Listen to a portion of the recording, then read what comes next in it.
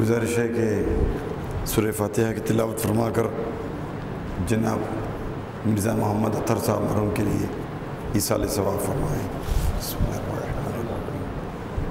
اعلم من الرحمن الرحیم مالک یوم الدین اياك نستعين اهدنا الصراط المستقيم صراط الذين أنعمت عليهم غير المغضوب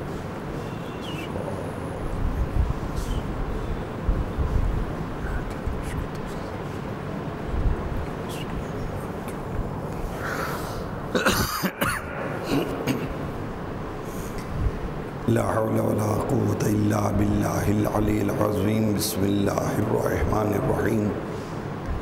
الحمد لله رب العالمين، الصلاة والسلام على سيد الأنبياء والمرسلين، شفيع المذنبين، خاتم النبيين، رحمة للعالمين، جد الحسن والحسين، المصطفى الأمجد، المحمود الأحمد، أبي القاسم المحمد،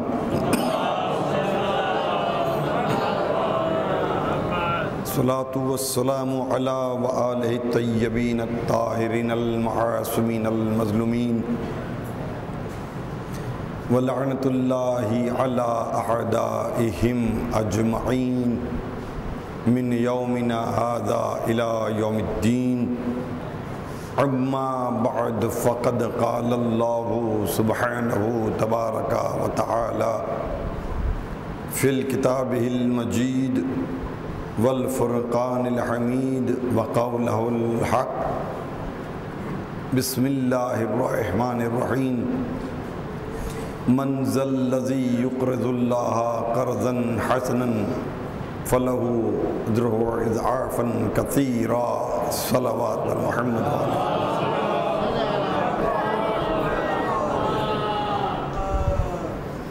عزیزان محترم،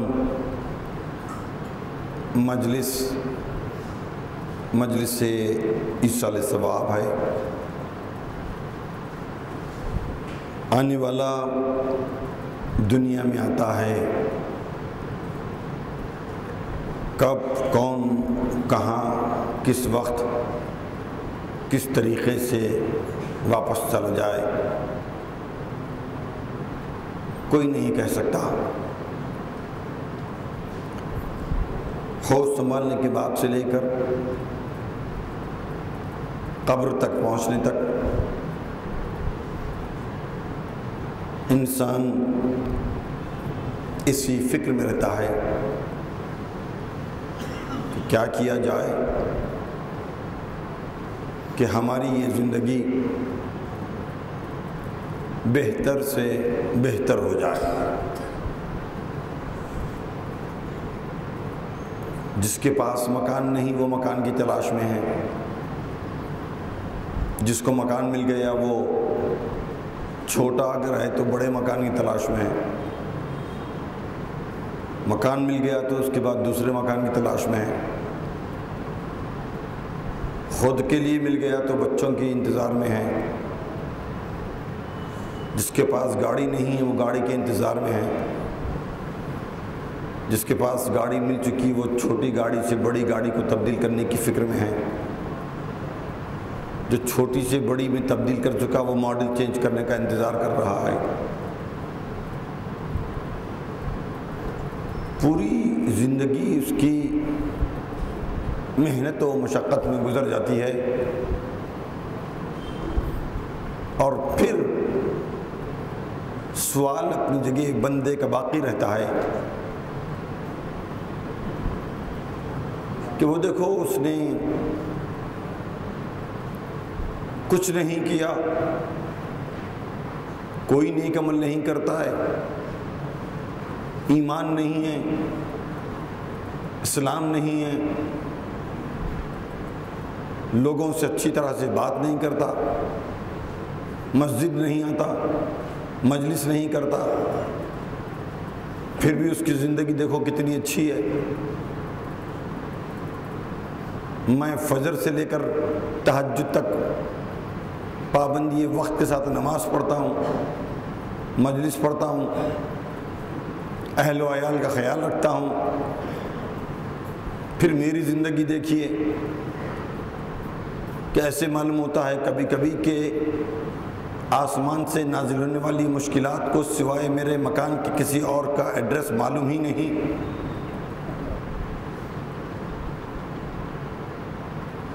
ہم اس بات کو بھول جاتے ہیں اور بار بار یاد دلانا پڑتا ہے کہ دنیا دار المشقت ہے، دنیا دار التکلیف ہے، دنیا دار الجزا نہیں ہے۔ اگر اس دنیا کا تعلق اسی دنیا سے ہوتا تو آپ اپنی زندگی کو اپنی زندگی سے یا اپنی زندگی کو دوسروں کی زندگی سے کمپیئر کر سکتے تھے، لیکن جب قدرت نے اس دنیا کو دار الجزا نہیں بنایا بلکہ بار بار اعلان کیا ہے کہ اس دنیا میں جو تم عمل کرو گے اس کا تعلق دوسری دنیا سے ہے۔ نے بار بار کہا کہ تم ذرہ برابر نیکی کرو گے اس کا بھی حساب ہوگا۔ وَمَن يَعْمَلْ مِثْقَالَ ذَرَّةٍ خَيْرًا يَرَهُ وَمَن يَعْمَلْ مِثْقَالَ ذَرَّةٍ شَرًّا يَرَهُ۔ ذرہ برابر نیکی کرو گے، مجھے نہیں معلوم وہ ذرہ برابر کے معنی کیا ہوتے ہیں۔ فقط عمل نہیں بلکہ طریقہ عمل بھی لکھا جاتا ہے۔ مجلس میں آ گئی یہ عمل تھا، لکھا جائے گا حساب میں کہ ہاں یہ صاحب مجلس میں آئے تھے، مجلس میں کیوں آئے تھے وہ بھی لکھا جا رہا ہے۔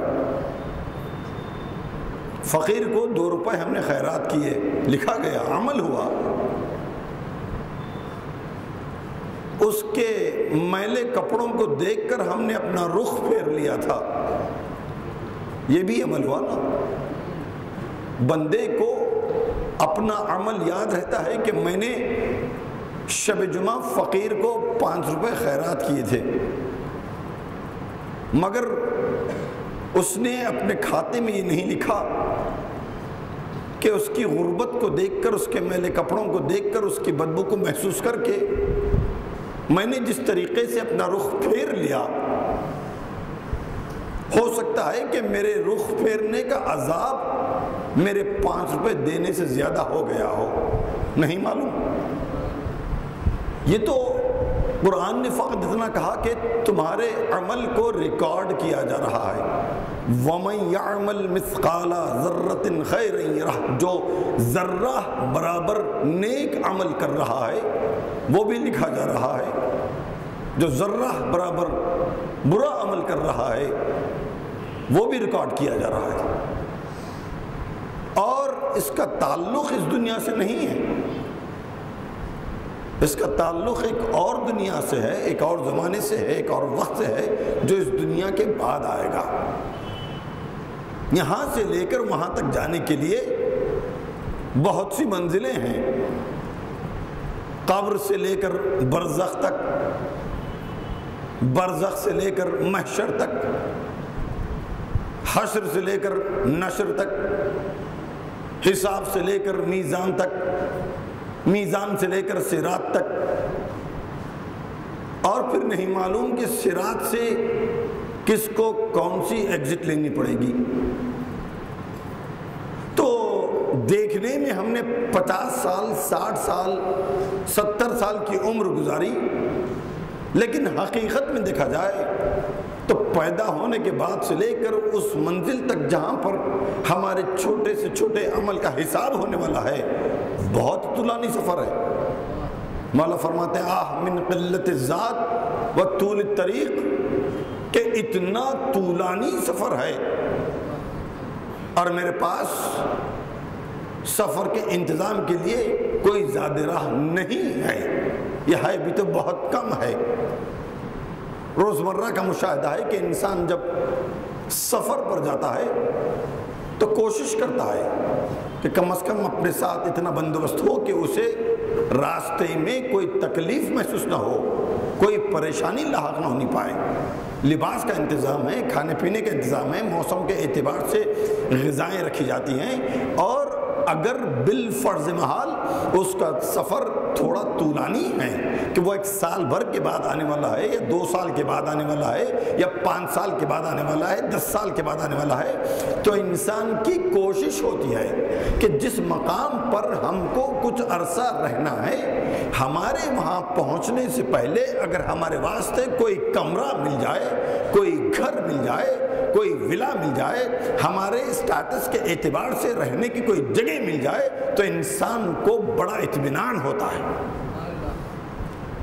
کتنے لوگ ہیں جو حیدرآباد سے یا ہندوستان سے باہر سفر کرتے ہیں، اب جب وہ پلان کرتے ہیں، منصوبہ بناتے ہیں، اب ہم کو گھر واپس جانا ہے، تو واپس آنے سے پہلے ان کی خواہش ہوتی ہے کہ جب میں مستقل طور پر وہاں رہنے کے لیے جانے کا ارادہ کر چکا، بجائے اس کے کہ میں وہاں پہنچ کر اپنے لیے کوئی مکان بناؤں، اگر میرے پہنچنے سے پہلے وہاں میرے واسطے رہنے کے لیے کوئی عمارت بن جائے جو ایسی ویسی نہ ہو، بلکہ جو بھی میرا سٹیٹس ہو اس سٹیٹس کے اعتبار سے مکان ہو، جب چھوٹا آدمی ہوں تو چھوٹے مکان پر خوشی سے راضی ہو جاؤں گا، لیکن اگر میرا سٹیٹس سماج میں، سوسائٹی میں، معاشرے میں اونچا ہے تو میں ایک چھوٹے سے مکان سے راضی نہیں ہوں گا۔ عجیب بات ہے، انسان سال، 2 سال، 5 سال، 10 سال کسی جگہ پر رہنے کا ارادہ کرتا ہے تو چاہتا یہ ہے کہ وہ اس مقام پر پہنچنے سے پہلے اس کا مکان بن جائے۔ اگر اس انسان کا تعلق روز آخرت سے ہے، محشر سے ہے، تو کیوں نہیں انسان اس انداز سے اس دنیا کی زندگی کو گزارے کہ عمل اس کا ایسے ہو کہ یہاں سے لے کر اس دنیا میں پہنچنے سے پہلے اس کا مکان وہاں تعمیر ہو جائے۔ مشکل ہوتی ہے، مشکل یقیناً ہوتی ہے کہ ایک انسان چاہے کتنا ہی کما لے، کتنا ہی سٹیٹس بنا لے، اس کی پھر بھی خواہش اور منصوبہ یہ ہوتا ہے کہ اس کے رہن سہن کے اعتبار سے، اس کے سٹیٹس کے اعتبار سے بہتر مکان مل جائے۔ اور اگر اس کے پاس اتنی دولت نہ ہو، اتنا پیسہ نہ ہو، تو کرتا کیا ہے وہ کرتا یہ ہے کہ بینک کو اپلائی کرتا ہے کہ کوئی قرض دے دے، اس امید پر وہ قرض لیتا ہے بینک سے کہ فی الوقت مکان تو بہتر بن جائے گا، اور چھوٹا موٹا جو قرض میرے حصے میں آ گیا وہ انشاءاللہ تھوڑے دنوں میں ادا کر دوں گا۔ چند دنیا کے رہنے کی سالوں کی زندگی کو بندہ اس اطمینان سے قرض لے بھی لیتا ہے، یقین کے ساتھ ادا بھی کر دیتا ہے، لیکن جو اتنا طولانی سفر کر کے اس منزل تک پہنچنے والا انسان ہے، اگر اس کے پاس کچھ نہیں ہے، مکان نہیں ہے، کمرہ نہیں ہے، محل نہیں ہے، ولا نہیں ہے، تو اللہ کہہ رہا ہے من ذا الذی یقرض اللہ قرضا حسنا، کون بندہ ہے جو اللہ کو قرض دے؟ بندہ اللہ کو قرض دے رہا ہے، بدلے میں ایسا نہیں ہے کہ وہ 2%، 5%، 7.5%، 8% بڑھ کے دے رہا ہے، بلکہ وہ کہہ رہا ہے بدلے میں اضعافاً کثیرا، کہ تمہارا ریٹرن میں ایک کثیر مقدار سے دوں گا۔ کتنا؟ لفظ کثیر کہہ کر اللہ نے انلمیٹڈ بتا دیا اجر کو، یہ نہیں کہا کہ 2 گنا دوں گا، کہیں کہا 10 گنا دوں گا، کہیں کہا 7 گنا دوں گا، کہیں کہا 700 گنا دوں گا۔ بھائی جس انسان کو جس بینک پر اعتبار ہوتا ہے، اپنی جائیداد، اپنی دولت وہ اسی کے پاس لے جا کر رکھاتا ہے، اسے یقین ہے کہ اس سے، اس کے علاوہ اور کوئی مجھے اطمینان بخش فائدہ واپس نہیں کر سکتا۔ تو عزیزان گرامی، اللہ سے بڑھ کر کون ہو سکتا ہے جو ہمارے عمل کی، ہمارے دولت کی حفاظت کرے؟ فرق یہی ہے کہ کس کو کتنا اس پر ایمان اور اعتقاد ہے۔ میں نے کہا نا کہ اس وقت ہر جگہ ہر ملک میں 50 قسم کے بینک ہیں۔ آپ 50 بینک پر نہیں جائیں گے، آپ اس بینک پر جاتے ہیں جس پر آپ کا عقیدہ ہے، آپ کا تجربہ ہے۔ اگر آپ کا ساتھی، آپ کا بھائی، آپ کا رشتہ دار یہ کہے بھئی وہاں کیوں رکھاتے ہو، یہاں کیوں نہیں رکھاتے، آپ کہیں گے میرا تجربہ یہ ہے کہ یہ جو کچھ مجھے دیتا ہے وہ اطمینان بخش ہے۔ گویا آپ کا اطمینان آپ کے لیے آپ کا ایمان بن گیا، آپ کا اطمینان آپ کے لیے عقیدہ بن گیا۔ اللہ سے بڑھ کر کسی پر ایمان ہو سکتا ہے؟ اللہ سے بڑھ کر کسی پر عقیدہ ہو سکتا ہے؟ اللہ کہہ رہا ہے کہ دو میرے کو اور میں وعدہ کرتا ہوں کہ بدلے میں اس سے بڑھ کر دوں گا۔ پیغمبر اسلام نے یہ آیت سنی تو ارشاد فرمایا زد لقومی یا ربی زد لقومی، اے میرے پروردگار میری قوم کے واسطے اور اضافہ کر دے۔ ارے بھائی وہ خود کہہ رہا ہے کہ میں تم کو ڈبل دوں گا، 4 گنا دوں گا، 7 گنا دوں گا، 10 گنا دوں گا، اس کے باوجود پیغمبر فرماتے ہیں یا ربی زد لقومی، اے پہلے پروردگار میری قوم کو اس سے بڑھ کر دے۔ اس نے پھر کہا مثل الذین ينفقون اموالهم فی سبیل اللہ کمثل حبۃ انبتت 7 سنابل فی کل سنبلۃ 100 حبہ واللہ یضاعف لمن یشاء واللہ واسع علیم۔ اس نے کہا کہ وہ بندہ جو ہماری راہ میں نیک عمل کرتا ہے، ایک نیکی کرتا ہے، اس کی مثال کیسی ہے؟ مثل الذین ينفقون، جو انسان ہماری راہ میں اپنے اموال کا انفاق کرتا ہے، دیتا ہے، لوگوں کو پہنچاتا ہے، اس کی مثال ایسے ہے کہ جیسے تم نے زمین پر ایک دانہ بویا تھا مگر اس سے ایک درخت نہیں اٹھا بلکہ 7 بالیاں نکلی، ہر بالی میں 100 دانے ہو گئے۔ بویا تھا ایک بیج، بدلے میں 700 ملے۔ یہاں پر اکتفا نہیں کیا، پھر فرماتا ہے واللہ یضاعف لمن یشاء، خدا جس کے لیے چاہتا ہے اور اضافہ کر دیتا ہے۔ کس کے لیے چاہتا ہے؟ اس کی مرضی، پارشلٹی کرتا ہے کہ بڑے کو دے دیا بچے کو نہیں دیا، جوان کو دے دیا بوڑھے کو نہیں دیا، نہیں۔ پھر کیا مطلب ہوا؟ واللہ یضاعف لمن یشاء، خدا جس کے لیے چاہتا ہے اور اضافہ کرتا ہے۔ تو معصوم نے فرمایا جس طریقے سے تم عمل کرتے ہو تو عمل کے مختلف اوقات اور درجہ خلوص کے اعتبار سے تمہارے اعمال کی پیداوار میں اضافہ ہوتا ہے، اسی طریقے سے درجہ اخلاص کے اعتبار سے اس کے اعمال میں اضافہ ہوتا ہے۔ نماز ہر بندہ پڑھتا ہے، نہیں پڑھنے والا نہیں پڑھ رہا، مگر جو پڑھتا ہے وہ پڑھ رہا ہے۔ ظہر کی نماز کا مزہ اور ہے، فجر کی نماز کا مزہ اور ہے۔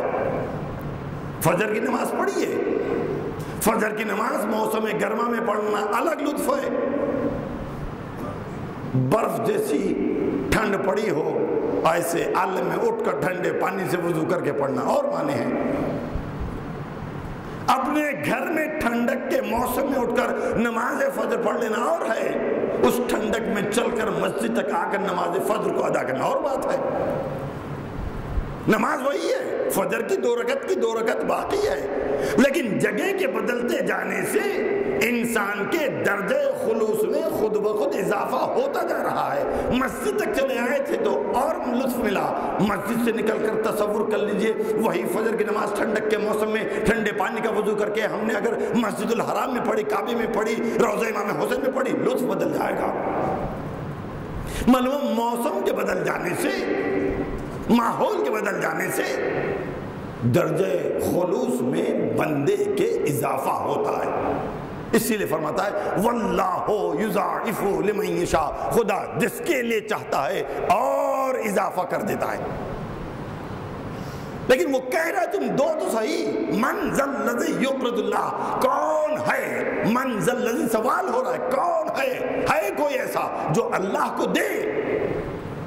جو بندہ جتنا اللہ کو دے گا اس کا مطلب یہ ہے کہ دینے کے ساتھ ساتھ خود اس کی توحید مستحکم ہوتی جائے گی، اللہ پر ایمان و ایقان بڑھتا جائے گا، اس لیے کہ وہ جتنا دیتا جائے گا اسے یقین ہوتا جائے گا کہ آج جو میں دے رہا ہوں کل مجھے ملنے والا ہے۔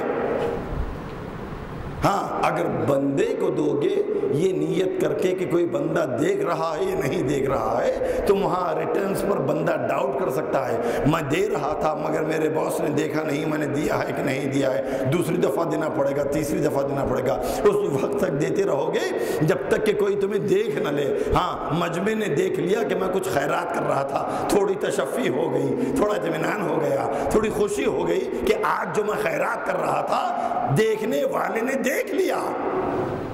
لیکن بندہ جب قربتاً اللہ کی نیت سے خیرات کرتا ہے، اس سے اس بات کا یقین رہتا ہے میں چاہے اندھیرے میں دوں یا روشنی میں دوں، اپنے شہر میں دوں یا کسی اور شہر میں دوں، رات کی تاریکی میں دوں یا دن کی روشنی میں دوں، مجھے اطمینان اور یقین ہے دیکھنے والا دیکھ رہا ہے، چاہے زمانہ دیکھے یا نہ دیکھے، مگر جس کو دیکھنا ہے وہ دیکھ رہا ہے، جب دیکھ رہا ہے تو یقیناً میرا ریکارڈ لکھا جا رہا ہے، جب ریکارڈ لکھا جا رہا ہے یقیناً مجھے ریٹرن ملنے والا ہے۔ صلوات بر محمد وعلیہ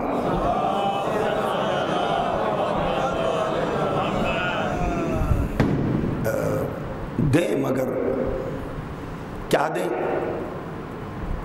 کب دیں، کس کو دیں، کیسا دیں، اس کے لیے بھی معصوم نے بتایا ان اللہ طیب لا یقبل الا الطیب، اللہ پاک و پاکیزہ ہے، وہ کسی چیز کو قبول ہی نہیں کرتا جب تک کہ وہ چیز پاک و پاکیزہ نہ ہو۔ پاک و پاکیزہ کا مطلب کیا سمجھے؟ مثلا فرض کیجئے اس شیروانی کو مجھے دے دینا ہے خیرات میں، تو 3 دفعہ دھو دوں، غوطہ دے دوں، کسی مسلمان ڈرائی کلینر کے پاس ڈرائی کلین کرا دوں تو پاک ہو گئی۔ جہاں نماز دے رہا ہوں، نماز پڑھنے کی ٹوپی اگر میں نے دھو کر دے دی مگر یہ ان پیسوں سے خریدی گئی تھی جن پر ہم نے خمس ادا نہیں کیا تھا، وہ ٹوپی پاک ہے کہ نجس ہے؟ وہ جہاں نماز پاک ہے کہ نجس ہے؟ شیروانی تو میں نے 3 دفعہ غوطے دے دیے تھے، مسلمان دھوبی سے دھلوایا تھا، کسی کافر کی دور سے بھی نظر نہیں پڑی تھی، وہ شیروانی نجس ہے کہ پاک ہے؟ لوگ اگر ہم سے پوچھتے تھے کہ بھئی فلاں ہندو نے نظر دلوائی ہے، اس کا کھانا نجس ہے کہ پاک ہے، ہم سمجھ رہے تھے ابھی تک کہ ہاتھوں کے لگانے سے شے نجس ہوتی ہے۔ معصوم فرماتے ہیں کہ جس چیز پر تم نے خمس ادا نہیں کیا وہ نجس ہے۔ بہت ہی سینسٹیو ایشو درمیان میں آئے گا، کہتا ہوا نکل جاؤں گا۔ ان اللہ طیب لا یقبل الا الطیب، اللہ پاک و پاکیزہ ہے، جب تم اس کی راہ میں کوئی چیز دینے کا ارادہ کرو یا دینے کی خواہش رکھو تو یاد رہے کہ دینے والی چیز بھی پاک ہو۔ دوسری چیز کہا اموال نفیسہ سے دو، کیا مطلب اس کا؟ شیروانی ٹائٹ ہو گئی، میرے لیے پہننے کے قابل کی نہیں، لہٰذا دے دو۔ شرٹ کا رنگ بدل گیا، لہٰذا خیرات کر دو۔ پاجامے کا فیشن ختم ہو گیا، میرے لیے تو بیکار ہو گیا، لہٰذا خیرات کر دو۔ کہ نہیں، تم وہ چیز خیرات کرو جو تم اپنے لیے بہتر سمجھتے ہو، اس لیے کہ لن تنالوا البر حتى تنفقوا مما تحبون، اللہ کے تم محب نہیں بن سکتے اس وقت تک وہ چیز نہ دے دو جس چیز کی تم کو خود خواہش ہو۔ مجھے خواہش ہے بریانی کی، خیرات کروں گا مسور کی دال کی کھچڑی بنا کر، نہیں ہوگا، نہیں ہوگا۔ اللہ کے خیرات کا ثواب یقیناً ملے گا، لیکن اللہ فرماتا ہے کہ تم اللہ کے محب ترین بندے نہیں بن سکتے جب تک کہ وہ نہ دے دو جو تم کو خود پسند ہو، اور ایسی چیز دو کہ جو تمہارے دینے سے تم کو اس کی کمی محسوس ہو۔ 1 लाख रुपया घर में कैश रखा हुआ था, फकीर को मैंने 1 रुपया उठा कर दिया। 1 रुपया देना खुदा न खासा गुनाह नहीं हुआ, नेकी हुई, अच्छी बात है। लेकिन अल्लाह फरमाता है कि जब तुम कोई नेकी करो, किसी को दो अल्लाह की राह में, तो ऐसा दो कि देने के बाद तुम्हें उसमें कमी महसूस हो, तो वो देने में काउंट हुआ। पैगंबर के पास कहीं से कुछ पैसे आ गए थे, नमाज पढ़ाई मस्जिद में, मुड़कर देखा जो लोग नमाज पढ़ने आए थे उनको वो पैसे उन्होंने बराबर बराबर तकसीम कर दिए। लोग खुश हो गए। वो अक्सर हम लोग भी करते हैं, अगर कोई चीज़ तकसीम करना हो तो नमाज पढ़ने वाली सफ़ों में तकसीम कर देते हैं। जो पीछे घूमते रहते हैं उनको नहीं मिलता है, तो वो अजर हो गया नमाज पढ़ने का। शायद ही सुन्नत चली है पैगंबर से, हमको नहीं मालूम। तो पैगंबर के पास कुछ पैसे आए, पैगंबर ने नमाज ख़त्म की, मुड़कर देखा कुछ लोग थे जो थे उनको तकसीम कर दिया। मौला कायनात भी थे, उनको भी दिया, जितने सबको दिए उनको भी उतने ही पैसे दिए। लोगों ने पूछा अल्लाह के रसूल से कुछ करना है? कहा नहीं, मेरे पास आए थे मैंने दे दिए, तुम्हारी मर्जी। बड़े खुश, घरों को पहुंचे, बताया कि भाई आज हम नमाज पढ़ने गए थे, अल्लाह के रसूल ने हमको अपने हाथ से तोहफा मिला। तो पैगंबर के हाथ से तोहफा मिलना खुद एक बहुत बड़ी बात। मस्जिद में मिला, कोई कंडीशन नहीं, अपनी मर्जी से खर्च करो जिधर चाहे। महीने 2 महीने गुजरे, उसी तरीके से पैगंबर मस्जिद में नमाज पढ़ा रहे थे। ज़बरदस्त किस्म की धूप, गर्मी, शिद्दत की, बड़ी मुश्किल से लोग मस्जिद तक चलते हुए आए। अल्लाह का रसूल पैगंबर मस्जिद नबवी नमाज पढ़े, लोग ना आए, कैसे हो सकता है? और जैसे ही नमाज ख़त्म हुई, अब लोग इंतज़ार में थे कि जितना जल्दी हो सके अपने अपने घरों को जाएंगे। पैगंबर ने नमाज ख़त्म की, कहा तुम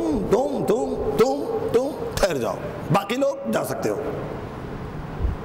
समझ भी नहीं बात कि बास लोगों को ठहरा लिया और बास से कहा कि बाकी लोग जा सकते हो। अब जो गौर किया तो मालूम हुआ कि ये वही लोग थे जिनको कुछ दिन पहले कुछ पैसे खैरात ये तकसीम किए थे। तो अल्लाह के रसूल क्या हुक्म है? का कुछ नहीं, मेरे साथ बाहर चलो। मस्जिद के बाहर निकले, चलना शुरू किया और चलते जा रहे हैं। कहते हैं कि इतनी सख्त गर्मी थी कि चमड़े के जूते पहनने के बावजूद मदीने की ज़मीन की गर्मी उनके पैरों को जला रही थी। लेकिन पैगंबर साथ हैं, हुक्म पैगंबर है, साथ चलो। लोग चले जा रहे थे। चलते चलते एक बहुत ही बड़े पत्थर के सामने जाकर पैगंबर ठहर गए। कि अल्लाह के रसूल हुक्म, क्या कुछ दिन पहले मैंने तुमको पैसे दिए थे? जी, वो आपने तो कहा था कि हमारी मर्जी, जैसे चाहो खर्च कर सकते हो, कोई हिसाब नहीं, किताब नहीं, कोई कंडीशन नहीं। कहा बिल्कुल सही, बिल्कुल सही, बिल्कुल सही, मैंने यही कहा था। मगर मैं चाहता ये हूं कि तुम लोग बारी बारी से अपने जूते उतारो, नंगे पैर पत्थर पर चढ़ जाओ और बताओ कि जो 100 दिरहम मसलन मैंने तुमको दिए थे उसका तुमने क्या किया।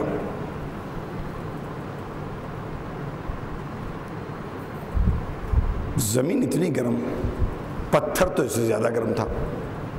लोगों ने जूते उतारे, पत्थर पे चढ़े, सोचने लगे भाई कोई खुदा न खास्ता हराम का में पैसे खर्च नहीं हुए, पिक्चर का सीडी नहीं खरीदा, जुए में पैसे इस्तेमाल नहीं किए, शराब नहीं पी, जो कुछ भी किया होगा, घर के काम में पैसे खर्च किया होगा, बच्चों को मिठाई खिलाई होगी, जो भी किया होगा।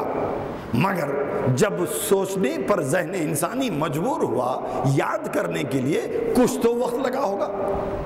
कहते हैं कि इतनी शिद्दत से उन लोगों के पैर जलने लगे, अपने जहन पर जोर डालकर सोचने के लिए कि उन लोगों के मुंह से बाज़ाब्ता जुमला निकलने लगा, काश उस दिन हम मस्जिद में न होते, पैगंबर के हाथ से 100 दिरहम न लेते और आज इतनी शिद्दत की धूप में खड़े होकर हमें हिसाब न देना पड़ा होता। हुक्म पैगंबर सामने खड़े हैं, एक के बाद एक शख्स हिसाब देता जा रहा है। लोगों ने सोचा آج چاہے ہمارے پیر کتنے ہی کیوں نہ جلے ہوں، آخر ہمارے ساتھ علی بھی تو ہیں۔ آج دیکھتے ہیں کہ علی کتنی دیر کھڑے ہو کر اپنا حساب دیتے ہیں۔ سارے لوگوں کی فہرست جب ختم ہوئی تو پیغمبر نے کہا یا علی اب تم آگے بڑھو۔ اب یہ لوگ انتظار میں تھے کہ کس طریقے سے علی اپنا جوتا اتاریں گے، پتھر پر چڑھیں گے، ان کے پیر جلیں گے، نیچے کا پیر اوپر، اوپر سے نیچے کریں گے، دماغ پر زور دے گا، چیخیں گے، پکاریں گے، اس کے بعد اپنا حساب دیں گے۔ ابھی اپنی پوزیشن لینے میں بھی تھے کہ نہیں، علی گئے بھی اور اتر کے آ گئے۔ فقط ایک لفظ کہا علی نے، ایک لفظ عربی میں، اس کا اردو میں ترجمہ کرنے کے لیے کم از کم ایک جملہ بولنا پڑتا ہے، مگر عربی میں ایک لفظ علی نے استعمال کیا، انفقتو۔ اردو میں ترجمہ ہوتا ہے میں نے انفاق کیا۔ اللہ کے رسول آپ نے جو کچھ مجھے دیا تھا مسجد سے گھر تک جاتے جاتے میں نے اللہ کی راہ میں دے دیا۔ تب پیغمبر نے کہا کہ اگر تم کو 100 درہم ملے تھے تو 100 درہم کا حساب دیتے دیتے کیوں نہیں تمہارے پیر اتنے جل گئے کہ تم کو سوچنے پر مجبور ہونا پڑا کہ کاش 100 درہم نہ لیے ہوتے۔ سوچو محشر کے میدان میں ہوش سنبھالنے سے لے کر مرنے تک تم نے جو کچھ کمایا ہے اس کا حساب دینا پڑے گا۔ ارے 2 مہینے پہلے کا حساب تو تمہیں یاد نہیں رہا تو پوری زندگی کا حساب یاد کرنے کے لیے تم کتنی دیر کھڑے رہو گے؟ کیوں نہیں میرے بھائی کی طرح ہو جاتے؟ اس طریقے سے انفاق کرو کہ جاؤ حساب دو اور سیدھے جنت میں چلے جاؤ۔ صلوات بر محمد و آل محمد۔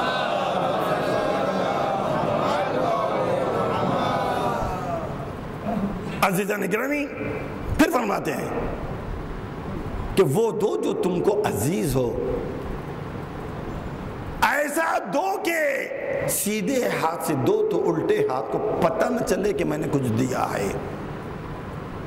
اس لیے کہ اگر تم جو بھی دو گے اللہ کی قربت کے لیے دو تو اللہ یقیناً ریٹرن دے گا، لیکن اگر تمہاری نیت ہی تھی میں جو کچھ دے رہا ہوں کسی بندے سے قریب ہونے کے لیے دے رہا ہوں تو محشر کے میدان میں اللہ بھی یہی کہے گا تو نے اس کی قربت میں دیا تھا اسی سے اجر لے لے۔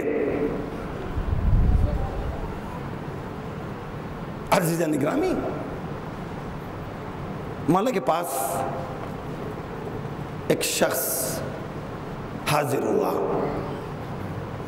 کچھ مال آیا ہوا تھا۔ علی نے اس کو 5 مسقال کھجور کے دے دی۔ ایک مسقال ہوتا ہے موجودہ زمانے کے 5 ٹن کے برابر، ایک مسقال۔ علی نے اس کو 5 ٹن یعنی 25 ٹن کھجور دے دیے۔ دوسرے بندے کو تھوڑی سی تکلیف ہوئی، ہمارے پاس بھی ہوتا ہے اسے۔ اس نے کہا یا علی، اس نے تو آپ سے کچھ مانگا نہیں تھا، اب مانگنے سے پہلے ہی آپ نے اس کو اتنا دے دیا، اور اگر دینا بھی تھا تو 1-2 من دے دیے ہوتے، اتنا بہت سارا مال دینے کی ضرورت کیا تھی؟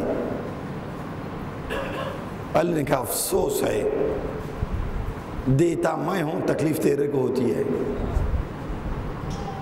ایسے بہت سے بخیل معاشرے میں ہوتے ہیں جو نہ خود دیتے ہیں اور نہ کسی کو دینے پر مجبور کرتے ہیں، بلکہ دینے والے کو روکنے کی کوشش کرتے ہیں۔ علی نے کہا افسوس ہے، دیتا میں ہوں تکلیف تجھے ہوتی ہے۔ کہا یا علی اس نے تو مانگا ہی نہیں تھا۔ کہا مانگنے کے بعد اگر میں دیتا نا تو یہ اس کے مانگنے کی قیمت بنتا۔ کریم وہ ہے جو انسان کا چہرہ پڑھ کر دے دے۔ سخی اور کریم میں فرق ہے کہ سخی وہ ہوتا ہے جو مانگتا ہے تو اس کو عطا کرتا ہے، کریم وہ ہوتا ہے جو مانگنے سے پہلے مانگنے والے کا چہرہ پڑھ کے دے دیتا ہے۔ کہ اگر میں اس کے مانگنے پر دیتا تو یہ اس کے مانگنے کی قیمت ہوتی ہے۔ اور بندے خدا شاید تجھے نہیں معلوم، ایک حقیقت میں مانگنے والے کو اندر سے اتنی تکلیف اور ندامت ہوتی ہے کہ اس کا خون سوکھنے لگتا ہے، وہ سوچنے پر مجبور ہوتا ہے۔ میں چاہتا ہوں کہ بندہ اپنے آپ کو مجبور سمجھنے سے پہلے میں اس کو عطا کر دوں تاکہ اس کی عزت اس کے پاس محفوظ رہ جائے۔ دینا، پھر اس کے اوپر شکر کرنا۔ ہم تو لے کر بھی شکر نہیں کرتے۔ مولا فرماتے ہیں کہ دو دے کر شکر کرو۔ لینا کمال کی بات نہیں ہے، دینا اس لیے کمال کی بات ہے کہ تمہارے پاس کوئی اس قابل تھا کہ وہ لے سکا، جس کی وجہ سے تمہارے نامہ اعمال میں ثواب لکھا گیا۔ اگر تمہارے پاس کچھ ہوتا مگر تمہارے زمانے میں، تمہارے گھر کے پاس، تمہارے محلے میں، تمہارے شہر میں کوئی لینے والا ہی نہ ہوتا تو تم اس عمل سے محروم ہو گئے ہوتے۔ چنانچہ آخر زمانہ کی علامتوں میں سے ایک علامت بھی ہے کہ جس وقت امام کا ظہور ہوگا تو لوگ مال خمس اپنے کندھوں پر ڈالے پکارتے ہوئے نکلیں گے، ہے کوئی جو ہم سے مال خمس لے لے؟ دینے والے بہت ہوں گے، لینے والا نہیں ملے گا۔ تو عزیزان گرامی، فقط دینا کمال نہیں ہے، تمہارا مال کسی مستحق کے ہاتھ میں پہنچ جائے، اس پر اللہ کا شکر ادا کرو، اس لیے کہ اس کے لے لینے سے ہمارے نامہ اعمال میں ایک انٹری کی گئی۔ آسان بات نہیں ہے۔ اور پھر اس پر شکر کرنا، بندے کو چاہیے کہ جتنی نعمت ملے اور شکر کرے، اللہ اور دے گا، اور شکر کرے، اور دے گا، انلیمیٹڈ شکر ادا کرتا چلا جائے۔ دینے والے کے خزانے میں کمی تو ہے نہیں۔ اب خواہشیں سب کے پاس ہوتی ہیں کہ جس کو جتنی نعمت ملتی ہے بندہ کوشش کرتا ہے کہ اس کا شکریہ ادا کرے۔ ہمارا شکریہ کیا ہوتا ہے؟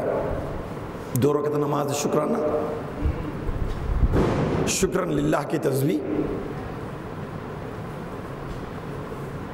10 منٹ، 2 رکعت نماز شکرانہ 3 منٹ،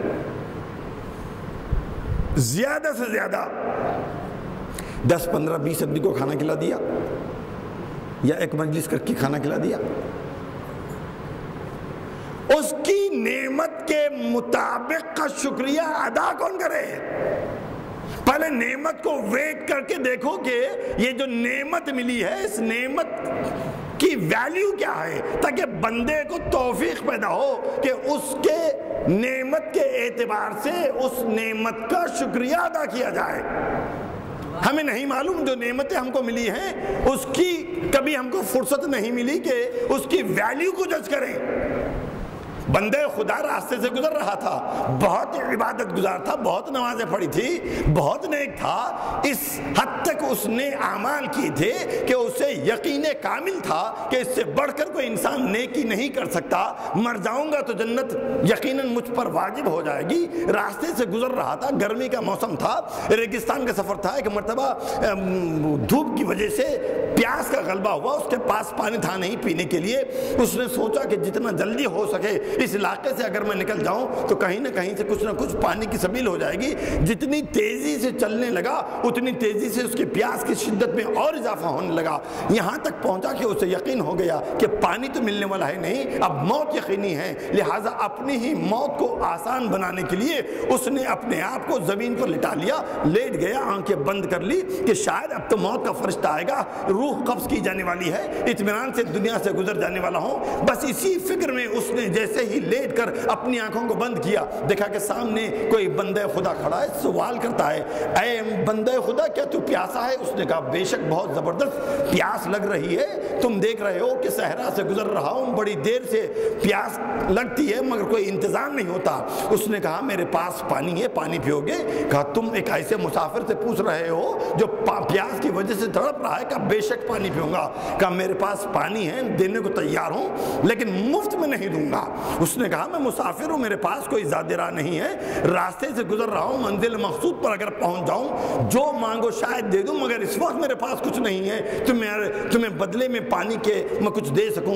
اس نے کہا کہ تمہارے پاس تمہاری عبادتیں بہت زیادہ ہے، اللہ فرماتا ہے ہر چیز نیت پر منحصر ہوتی ہے، اگر تم نیت کر لو کہ تمہاری زندگی کی آدھی عبادتیں مجھے دے دو گے میں تم کو بدلے میں پانی پلا سکتا ہوں۔ فوراً خیال ذہن میں آیا، زندہ رہا رہا تو اور عبادت کر سکتا ہوں، مر گیا تو نہ نماز پڑھنے کے قابل کا رہا، نہ عبادت کرنے کے قابل کا رہا، نہ کوئی نیکی کر سکتا ہوں۔ اس نے کہا کہ میں نیت کرتا ہوں اپنی زندگی کی آدھی عبادتیں تجھے دیتا ہوں۔ بدلے میں اس نے پانی پلائی، جسم میں جان آ گئی، چلنا شروع کیا، پھر چلتا رہا، ریگستان کا سفر ختم نہیں ہوتا، پیاس نے دوبارہ غلبہ شروع کیا۔ اب خیال ہی آیا کہ وہ ایک معجزہ تھا جو ہو گیا، معجزہ تو بار بار ہوتا نہیں ہے، ایک بندہ خدا کہیں سے پہنچ گیا، مجھے پانی پلا دیا، جان بچ گئی، اب تو 100% مرنا یقینی ہے۔ ریت کے ٹیلے کو جمع کیا، تکیہ بنا کر لیٹ گیا، جیسے ہی آنکھ بن گیا پھر دیکھا کہ وہی بندہ خدا سامنے کھڑا ہے پوچھنے کے لیے کہ اے بندہ خدا کیا تجھے پیاس محسوس ہوتی ہے؟ کہا بے شک بڑی سخت پیاس محسوس ہوتی ہے، پیاس پانی کا محتاج ہوں۔ اس نے کہا پانی تو میرے پاس ہے، دوں گا، مگر تم کو معلوم ہے میں مفت میں نہیں دیتا۔ اس نے کہا تم کو بھی معلوم ہے میں مسافر ہوں، میرے پاس کوئی چیز نہیں ہے۔ کہا جانتا ہوں مگر ہر چیز نیت پر منحصر ہے، تمہارے پاس عبادتیں بہت ہے، اگر تم نیت کر لو کہ زندگی کی آدھی عبادتیں دوں گا، تم کو جی بھر کر پانی پلا دوں گا۔ پھر وہی خیال ذہن میں آیا، مر گیا تو نہ نماز پڑھ سکتا ہوں، نہ عبادت کر سکتا ہوں، نہ نیکی کر سکتا ہوں۔ اس نے کہا میں نیت کرتا ہوں کہ اپنی زندگی کی آدھی عبادتیں تمہارے نام۔ بس جیسے ہی یہ جملہ ادا کیا فوراً آواز غیبی آئی، اے بندے خدا تجھے اپنی زندگی بھر کی عبادتوں پر بڑا ناز تھا، تو خود اینالائز کر کے سوچ رہا تھا کہ اگر تم مر گیا تو سیدھے جنت میں جائے گا، تو نے ترازو میں تول کے دیکھا تیری پوری زندگی کی عبادتیں ایک گلاس پانی کے برابر اتری۔ سوچ کر بتا کہ تو نے اپنی پوری زندگی میں ہمارا کتنا پانی استعمال کیا، سوچ کر بتا کہ اپنی پوری زندگی میں تو نے کتنی ہوا استعمال کی۔ باقی چیزوں کا حساب تو بعد میں ہوگا، پہلے ہوا اور پانی کا حساب تو کر لے۔ عزیزان گرامی ہم کو اندازہ نہیں ہے کہ جو نعمت اللہ کی طرف سے ہم کو ملی ہے اس کا وزن کتنا ہے۔ بندے کو جب تک وزن کا احساس نہ ہو وہ کس لیول کا شکریہ ادا کرے۔ چنانچہ حضرت سلیمان کی خواہش ہوئی کہ اللہ میں تیرا شکریہ ادا کرنا چاہتا ہوں۔ اللہ نے پوچھا کیوں ادا کرنا چاہتے ہو؟ کہ مالک تو نے اتنی ساری نعمتیں دی تو کیا میں تیرا شکریہ ادا نہیں کر سکتا؟ حکومت دی، اقتدار دیا، جانوروں کی بولی کا علم، ہواؤں پر حکومت، جہاں جہاں تک نظر جاتی ہے وہ حضرت سلیمان کی حکومت، تو کیا میں تیرا شکر ادا نہیں کر سکتا؟ آواز سلیمان نہیں کر سکتے۔ کہ مالک سب کچھ تو میرے اختیار میں تو نے دیا ہے، پھر کیسے ممکن ہے کہ میں تیرا شکریہ ادا نہ کروں؟ اس نے پوچھا ٹھیک ہے تم شکریہ کیسے ادا کرنا چاہتے ہو؟ کہ مخلوق خدا کو ایک وقت کا کھانا کھلانا چاہتا ہوں۔ اس نے کہا ہماری تو یہ رائے ہے کہ تم نہیں کھلا سکتے۔ کہ مالک جس بندے کو تو نے ہر چیز پر اختیار اور اقتدار دیا ہے تو کیا میں تیری مخلوق کو ایک وقت کا کھانا نہیں کھلا سکتا؟ میں اپنے الفاظ میں کہہ رہا ہوں ٹھیک ہے ضد کرتے ہو تو کھلا لو، مگر ہم کہتے ہیں کہ نہیں کھلا سکتے۔ ٹھیک ہے کھلاؤں گا۔ ہواؤں کو حکم دیا کہ جہاں جہاں سے تمہارا گزر ہو رہا ہو اعلان کر دو سلیمان نبی نے تم کو دوپہر کے کھانے کے لیے فلاں دن فلاں مقام پر بلایا ہے۔ اب ہوا کا گزر جہاں جہاں سے ہوا ہر ایک مخلوق خدا کو دعوت نامہ حضرت سلیمان کا پہنچ گیا۔ جنوں کو انسانوں کو حکم دیا کہ میں نے مخلوق خدا کو دعوت کے لیے بلایا ہے، لہٰذا کوئی بھی انتظام میں ایسی کمی نہ ہو جائے کہ کوئی مخلوق آ جائے اور اس کو اس کی پسند کا کھانا نہ ملے۔ لہٰذا جتنی مخلوق جمع ہونے والی ہے ہر مخلوق کی پسند کا کھانا ہونا چاہیے۔ دریا کے کنارے غذا کے انبار لگ گئے، پوری مخلوق خدا کو حضرت سلیمان نے جمع کر لیا۔ اب تصور کریے ایک طرف سمندر ہے ایک طرف زمین ہے، بارڈر پر حضرت سلیمان کھڑے ہیں، پوری مخلوق خدا ایک وقت میں جمع ہے فقط حضرت سلیمان کی ایک وقت کا کھانا کھانے کے لیے۔ ایسے وقت میں سمندر کی سطح سے ایک مچھلی نے اپنا منہ نکالا، کہا اللہ کے نبی بھوک لگتی ہے۔ ہم لوگ کیا کرتے ہیں؟ گھر سے کھا کر کیوں نہیں آئے تھے؟ معلوم ہے دعوت میں دیر سے کھانا ملتا ہے، بعد مغرب کا کھانا بول کر 12 بجے کھانا ملتا ہے، تم کو معلوم نہیں تھا گھر سے کچھ کھا کے آتے؟ قریب قریب حضرت سلیمان نے بھی ایسا ہی جواب دیا کہ مچھلی خاموش بیٹھ، جب سب کو ملے گا تب تجھے بھی دیا جائے گا۔ مچھلی اپنا منہ پھیر کر سمندر میں واپس جانے لگی، مگر جاتے جاتے اس نے ایک جملہ کہا، روز اللہ کھلاتا تھا، آج تک نہیں کہا کہ ٹھہرو وقت آنے پر دوں گا۔ تم نے ایک وقت کے کھانے پر بلایا، مانگنے پر بھی کہتے ہو کہ ٹھہرو، جب سب کو ملے گا تب ملے گا۔ حضرت سلیمان کا جملہ بہت برا دکھا، کہا روک لو مچھلی کو، بلا لو واپس، بلا لیا۔ جنہوں کو حکم دیا کہ اس مچھلی سے پوچھو اس کی جو پسندیدہ غذا ہے اس کے سامنے ڈھیر بھر کے ڈال دو تاکہ وہ مطمئن ہو کر جی بھر کر کھا لے۔ جن چلے ٹوکرے بھر کے چھوٹی چھوٹی مچھلیاں اس کی پسند کی لا کر اس کے سامنے انبار لگا دیا، مچھلی نے اس کو ہضم کر لیا۔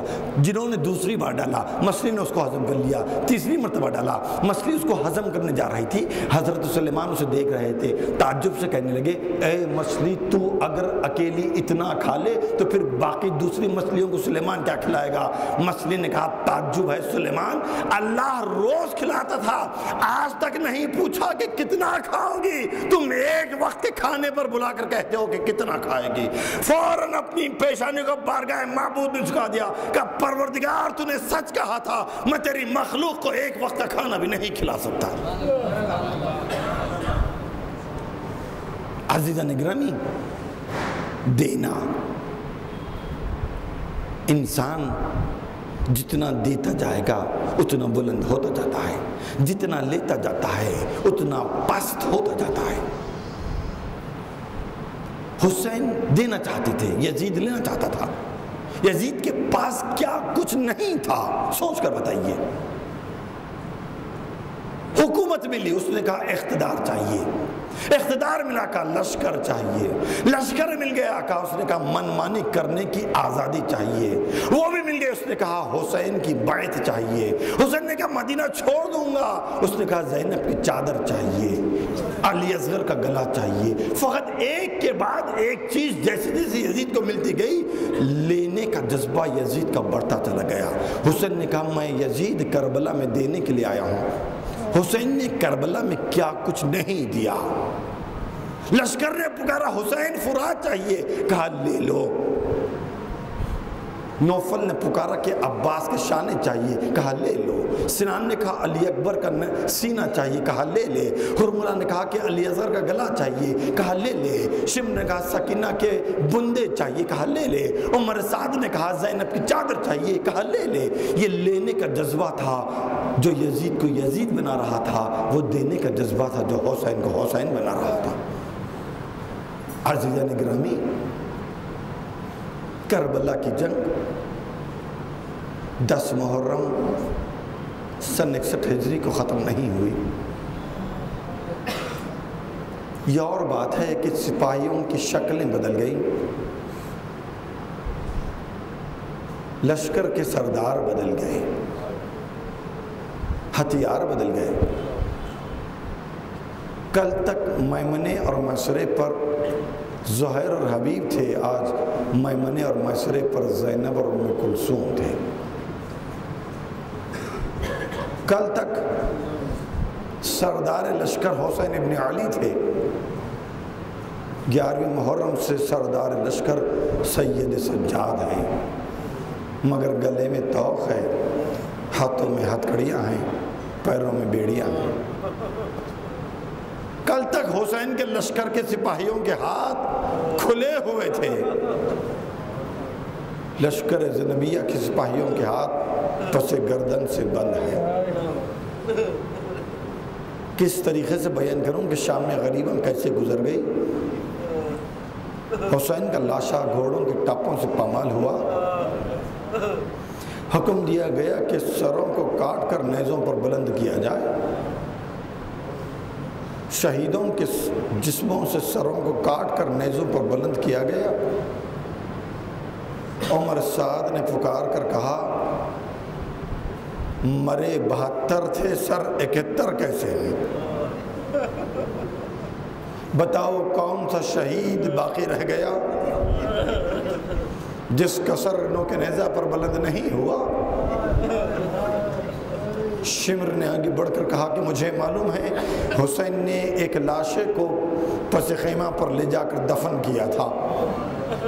عمر سعد نے پوچھا تمہیں معلوم ہے کون سے مقام پر، کون سی جگہ پر اس لاشے کو دفن کیا؟ کہا نہیں، یقین سے نہیں بتا سکتا کہ لاشے کو کہاں دفن کیا، مگر اتنا ضرور معلوم ہے کہ خیموں کے پشت پر لے جا کر حسین نے ایک چھوٹے سے لاشے کو دفن کیا تھا۔ کہا پھر کیسے معلوم کیا جائے؟ خرملہ نے کہا کہ امیر میرے واسطے آسان ہے، فقط اتنا کر کے مجھے 10 سوار دے دے، ان کے ہاتھوں میں نیزے دے دے۔ 10 سوار تیار ہوئے، ان کے ہاتھوں میں نیزے تھے، زمین کربلا کی نرمی کو تلاش کرنے لگے، بار بار زمین میں خیمہ، زمین میں نیزہ ڈالا جاتا، نیزہ نکالا جاتا، سوار آگے بڑھتے، پھر نیزہ ڈالا جاتا، نیزہ نکالا جاتا، سوار آگے بڑھتے۔ ایک مرتبہ فضا جلی ہوئی قناتوں کے درمیان آ گئی، آنکھوں پر ہاتھ رکھ کر کہتی ہے کہ بیبیوں دعا کرو کہ خدا مجھے موت دے دے۔ بیبیوں نے پوچھا اتنی مصیبتیں عظما گزر گئی، تم نے مرنے کی دعا نہیں مانگی، بتاؤ اب کون سی مصیبت باقی رہ گئی جس کی وجہ سے فضا ماہ آپ مرنے کی دعا کرتی ہے؟ فضا نے جواب دیا کہ حرملہ زمین کی نرمی کو تلاش کر رہا ہے، نیزہ زمین میں ڈالا جاتا ہے، نکالا جاتا ہے۔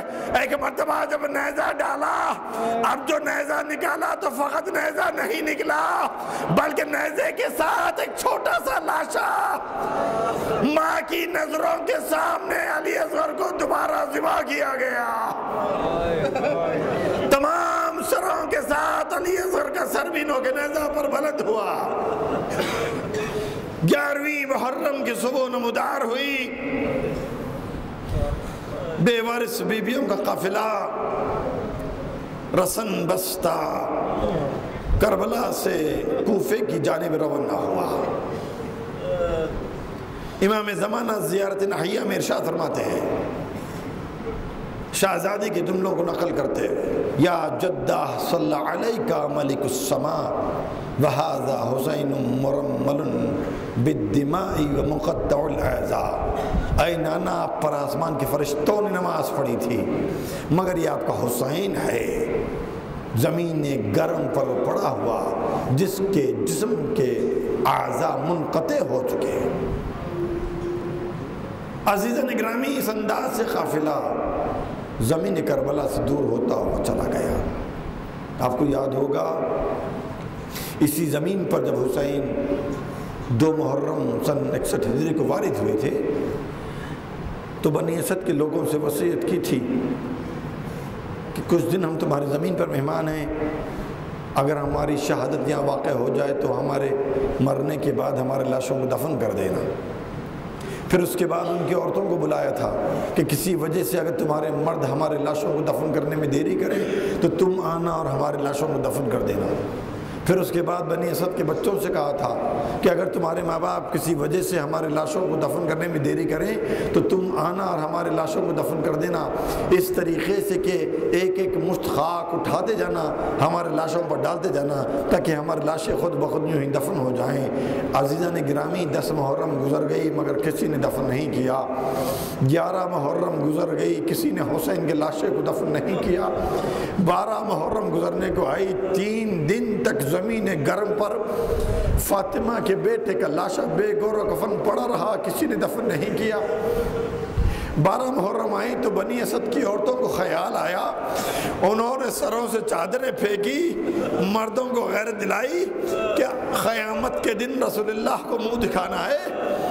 ہماری تمہاری غیرت کو کیا ہوا کہ 3 دن گزر گئے، فاطمہ کے بیٹے کا لاشا کربلا کی جلتی ہوئی زمین پر ہے، بنی اسد کے مرد میدان کربلا میں نکل کر آئے، تعجب کرنے لگے کہ کیسے پہچانے کہ حسین کا لاشا کون سا ہے، اس لیے کہ کسی بھی لاشے پر سر نہیں ہے، کہ ان لوگوں کو بلاؤ جو روز عاشورہ کربلا میں موجود تھے، ان سے پوچھا کیا تمہیں معلوم ہے کہ فاطمہ کے بیٹے کا لاشا کون سا ہے؟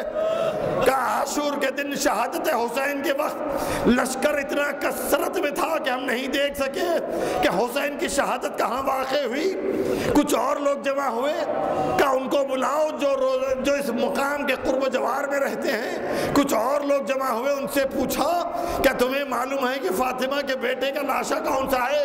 کہ نشیب میں ایک لاشا ہے، کہ وہی ہے، کہ ہم یقین سے نہیں کہہ سکتے مگر اتنا ضرور کہیں گے جب آدھی رات گزرتی ہے آسمان سے ہماری اس نشیب میں اترتی ہے، نشیب میں ایک لاشا ہے، اس لاشے کے قریب بیٹھ کر وہ بی بی بیان کرتی ہے، وہ بی بی اتنی دردناک آواز میں بیان کرتی ہے کہ ہمارے بچے ماں سے لپٹ جاتے ہیں۔ وہ بی بی بیان کرتی ہے پروردگارا تو گواہ رہنا، ایک دن میں میرا گھر خالی ہو گیا، اے پروردگار یہ میرا بیٹا ہے جسے میں نے چکی پیس کر پالا تھا، جسے گھوڑے کی ٹاپوں سے پامال کیا گیا، اے پروردگار وہ بھی میرا بیٹا ہے جو ہاتھوں کو کٹایا ہوا دریا کے کنارے آرام کر رہا ہے، اے پروردگار وہ علی اکبر ہے جس کا سینہ زخمی ہے، وہ قاسم ہے، وہ انو محمد ہے، وہ اصحاب حسین، وہ اطفال حسین، وہ محمد وہ غربت۔